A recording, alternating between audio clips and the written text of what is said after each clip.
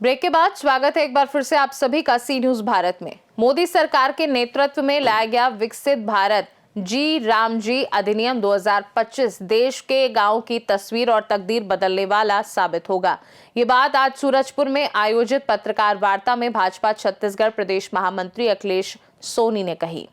सूरजपुर स्थित भाजपा जिला कार्यालय में मीडिया से बातचीत करते हुए अखिलेश सोनी ने बताया कि ये अधिनियम किसानों, मजदूरों और गरीबों को सर्वोच्च प्राथमिकता देने की प्रधानमंत्री मोदी की प्रतिबद्धता का प्रमाण है। उन्होंने कहा कि यह अधिनियम मनरेगा से कहीं अधिक प्रभावी, पारदर्शी और उन्नत है। मनरेगा में जहां ग्रामीणों को 100 दिनों का रोजगार मिलता था, वहीं अब इस अधिनियम के तहत ग्रामीण परिवारों को 125 दिनों का सुनिश्चित रोजगार कानूनी रूप से मिलेगा। अखिलेश सोनी ने कहा कि इस अधिनियम से फर्जी मास्टर रोल, मशीनों के दुरुपयोग और भ्रष्टाचार पर रोक लगेगी और वास्तविक मजदूरों को सीधे लाभ मिलेगा। इसके अलावा अधिनियम में जल सुरक्षा, ग्रामीण अधोसंरचना, आपदा सुरक्षा और आजीविका संवर्धन पर विशेष फोकस रहेगा।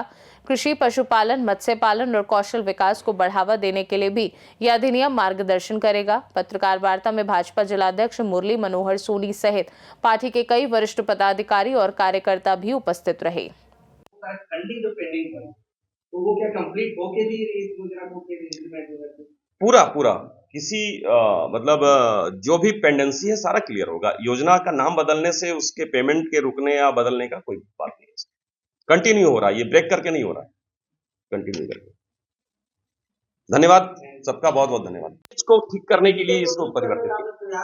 प्रधानमंत्री की योजनाओं से जोड़ा, लेकिन कहीं ना कहीं जो विरोधी है वहां पुष्पा के नाम से जी राम जी की, राम जी जो आराध्य हिंदू समाज के, उनके नाम पे करेगा। क्या सोच रहे इसका नाम जी राम जी रखेंगे? कई महापुरुष भैया,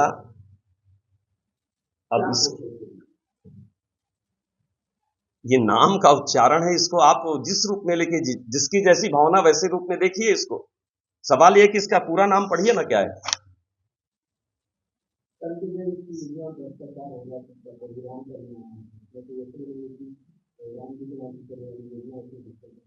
नहीं, क्या राम राज्य स्थापित करने की सोच? नहीं, राम राज्य तो सबके लिए अच्छा है, लेकिन सवाल यह है कि योजना का नाम राम के नाम से किसको आपत्ति हो सकती है? और कोई प्रश्न? नहीं, हमारा दावा है कि नहीं होगा। आप निश्चित राज्य की बात कर रहे हैं, लेकिन लगातार अधिकारी आंदोलन पूरे आंदोलन से जा रहे हैं। क्या लगातार उनकी कमियां क्यों लगातार लोग हटा? देखिए, कौन किस मुद्दे पे आंदोलन कर रहा है उस पर बात कर सकते हैं अपन। सब संस्थाओं के सरपंच लोग बात चले जा रहे हैं, जो विकास नहीं कर पा रहे, उनको आंदोलन करना पड़ रहा है। अब वो विकास कर पा रहे हैं, नहीं कर पा रहे हैं, किस मुद्दे पे बात कर रहे हैं, अगर जब उस पर चर्चा करेंगे तब। आज इस पे बात कर लेते हैं। एक सवाल है,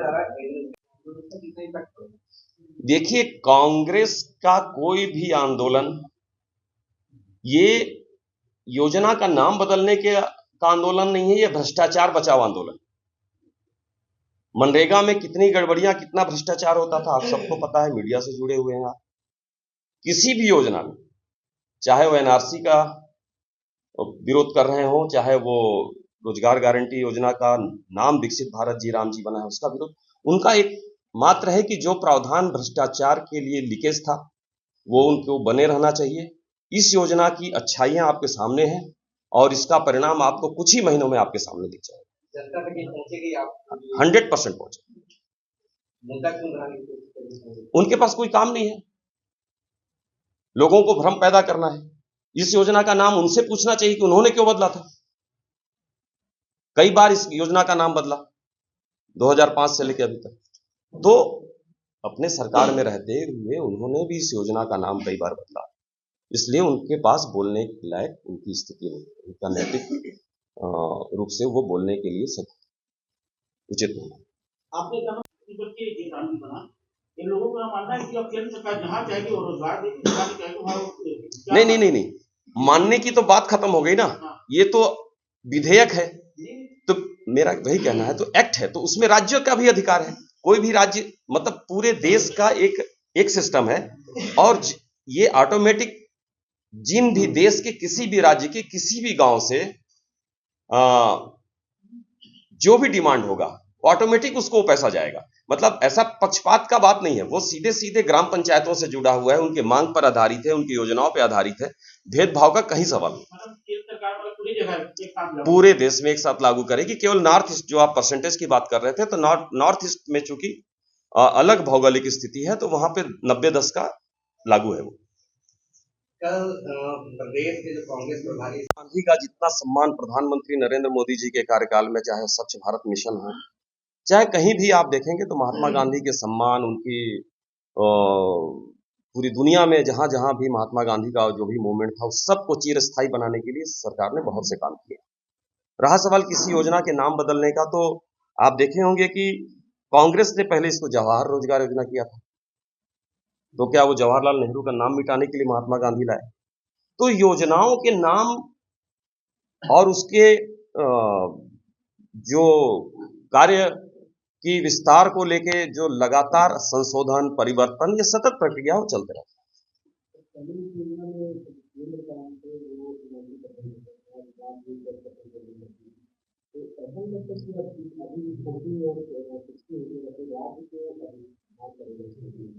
निश्चित रूप से जब कोई योजना में राज्यांश बढ़ता है तो राज्य की हिस्सेदारी बढ़ती है।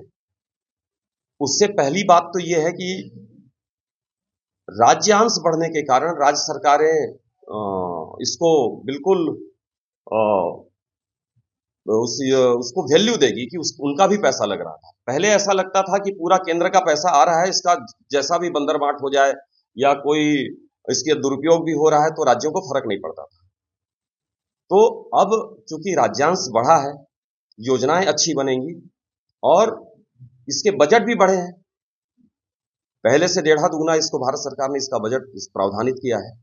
तो राज्यांश बढ़ने से राज्यों की भूमिका बढ़ेगी और इसका दुरुपयोग रुकेगा, तो इसका ये अच्छा पक्ष है। आप जैसे बताते हैं, तो क्या लगता है कि और भी जो योजनाएं हैं उसमें क्या स्थिति है कि जो केंद्र का पैसा आ रहा है उसमें? देखिए, और नहीं, जिसमें भी 100% ग्रांट है, कोई भी योजना हो 100% ग्रांट है, तो राज्य की रुचि कम रहती है, क्योंकि इसमें हमारा लगना ही नहीं। और डबल इंजन की है ना, तो इसीलिए तो देश के परिप्रेक्ष्य में है, किसी एक राज्य के लिए तो है नहीं। तो राज्यांश रहने से राज्य की जवाबदारी बढ़ेगी, ये मैं कहना चाहता हूं। किया गया है,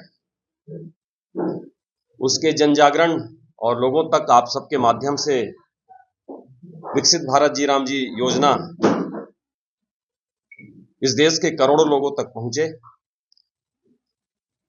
इस कार्य के लिए उनके साथ पत्रकार वार्ता भारतीय जनता पार्टी का लगातार हो रहा है।